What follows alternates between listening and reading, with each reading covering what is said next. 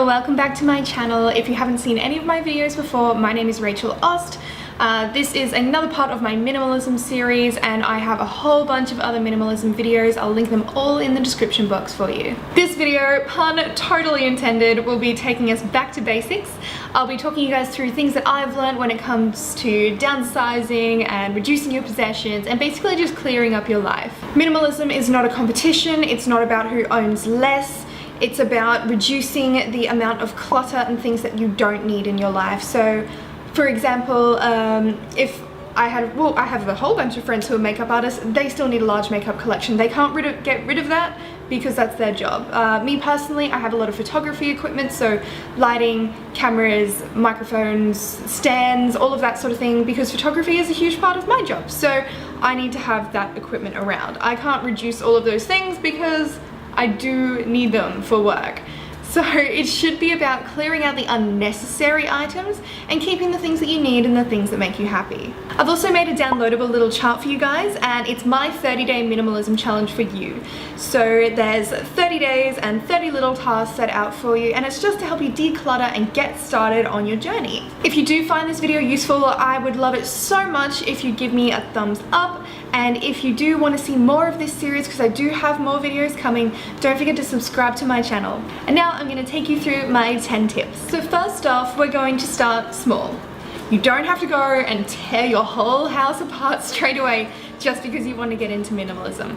And if you do that, you might find that you'll end up tossing out things that you did actually need. So you want to edit selectively and you want to edit frequently. By start small, I mean start in one place. A cupboard, set of drawers, a shelving unit, something like that, and you're going to pull it all off or out, and then you're going to only put back what you need. By starting in one place, you're going to learn to be a little bit more ruthless with your culling. If you just try to do everything at once, you'll end up going, I'll keep that, I'll keep that, I'll keep that, and you'll just get rid of a few things. Whereas if you're just focusing on one space, then it means that you're going to be way more selective with what you keep. Now you're just going to keep what's important to you, and these are things that you either need for your daily life or things that make you happy.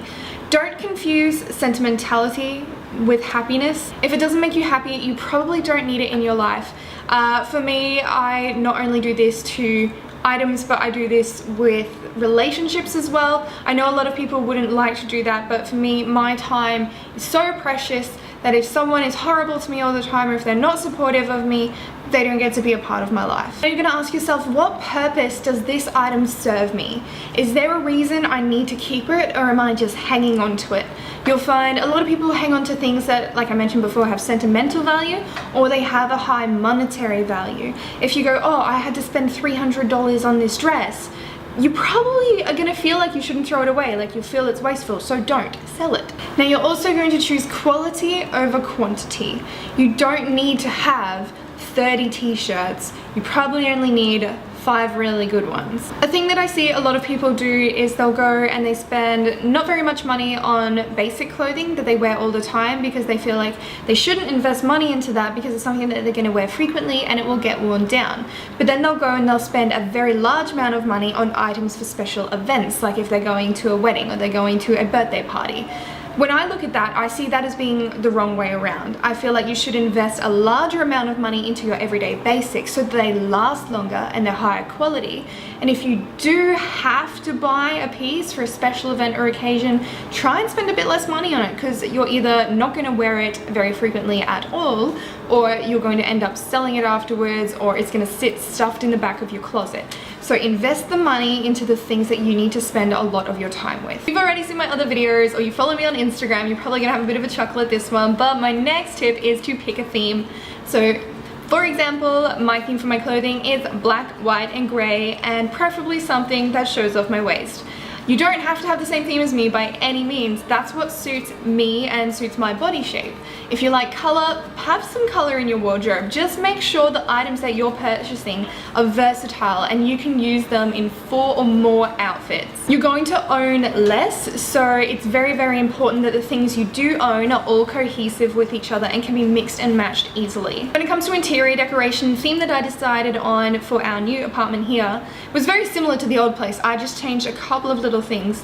So I decided black, white, chrome, concrete, and cacti.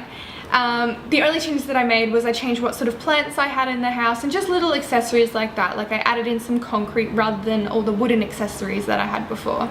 Now I know this isn't conventional. I know a lot of minimalists are like, don't buy new things at all ever. But for me, I love having a beautiful home and I love having a beautiful wardrobe. So I try to be very selective about what I do purchase, but I still want to allow myself to have an environment that is aesthetically pleasing for me. So I guess that goes back to what I was saying before about keep what makes you happy. I have to work from home quite a lot, so I want to make sure that my environment is one that I feel comfortable in, and I'm not going to feel cramped and I'm not going to feel cluttered, but at the same time, I want it to be really visually relaxing for me. My next tip is to edit your wardrobe regularly. If you've never done a wardrobe cull, I do have a video on how to do that. At first, you're probably going to want to do it once a month, and then eventually you can start spacing it out. So I need to do it every 4 months now. Mine is mainly just to make sure that my clothes actually fit after weight loss. I do have like a vacuum sealed bag that I had some summer clothes in, and I pulled them out and pretty much none of them fit anymore.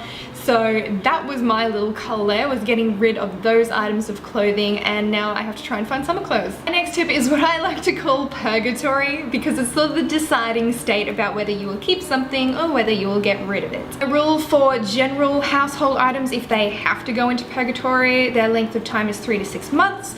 For clothing, it's 12 months because you do have to get through a whole year of seasons. My next little tip is to keep your surfaces clear and limit the amount of surfaces that you have. So we have 2 bedside tables, and I mean we do have a table and a coffee table. I would prefer not to have a coffee table, or if I had a coffee table, I'd prefer not to have a dining table because we have a breakfast bar. I want to get rid of one of those, but having surfaces, you're very likely to come home, dump stuff on it, and then go and do something else.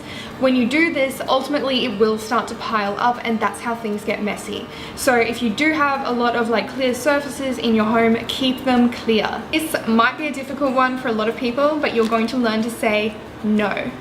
If you're walking along the street and they're giving away free samples for something, no. If someone's trying to send you goods to promote online but you don't really like them, no. Someone's giving away something because they don't want it anymore, no. Someone you don't like is trying to make plans with you, no.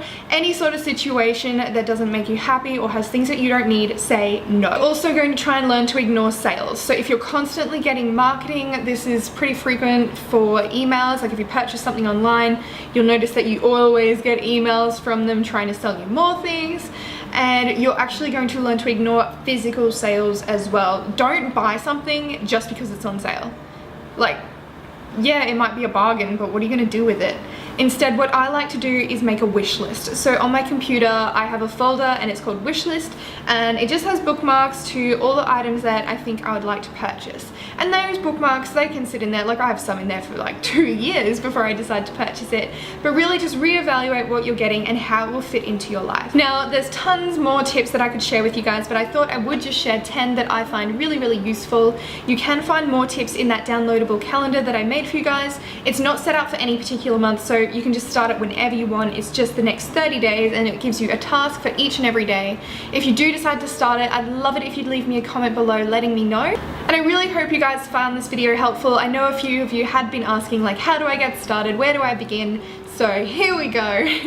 Anyway, thank you so much for watching, and I'll catch you guys next time. Don't forget to subscribe. Bye.